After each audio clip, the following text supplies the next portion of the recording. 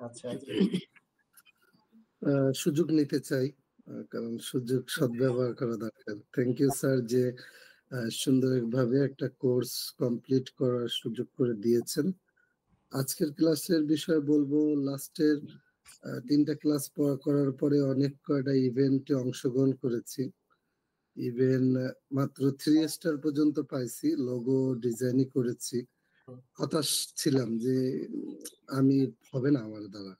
কারণ এত বেশি কম্পিটিশন এবং একেকজন এমন ডিজাইন তৈরি করে যে জায়গায় আমি শিশু। কিন্তু আজকের ক্লাসের পরে মনে হলো যে না সম্ভাবনা আছে।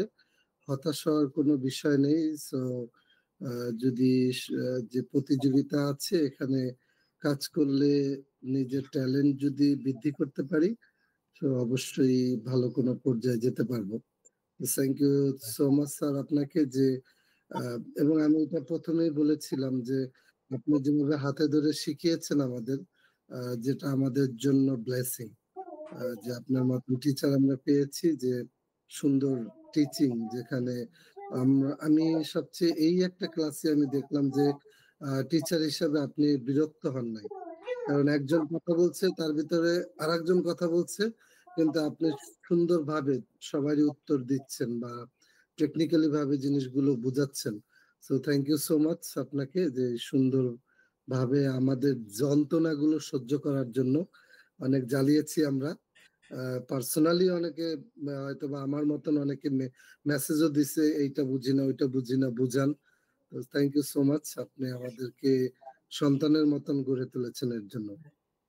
ধন্যবাদ স্যার। জি, থ্যাংক ইউ সুমন ভাই, অনেক সুন্দর কথা বলেছেন। তো এখানে আমি বলছিলাম যে ফ্রিল্যান্সারে কাজ করবেন কেন?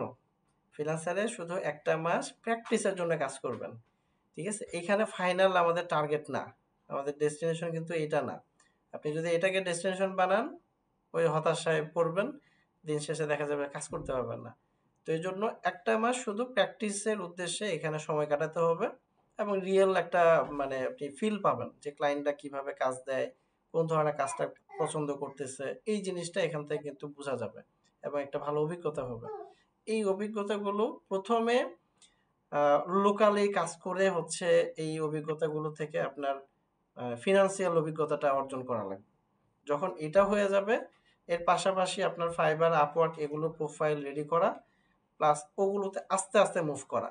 কারণ ওইখানেও কিছু কম্পিটিশন আছে। কিন্তু আপনার শুরুতে যদি ইনকামটা না হয়, তাহলে ওই কম্পিটিশনে যেতে যেই সময়টা লাগবে, ওই পর্যন্ত হয়তোবা ধৈর্য ধরে থাকতে পারবেন না।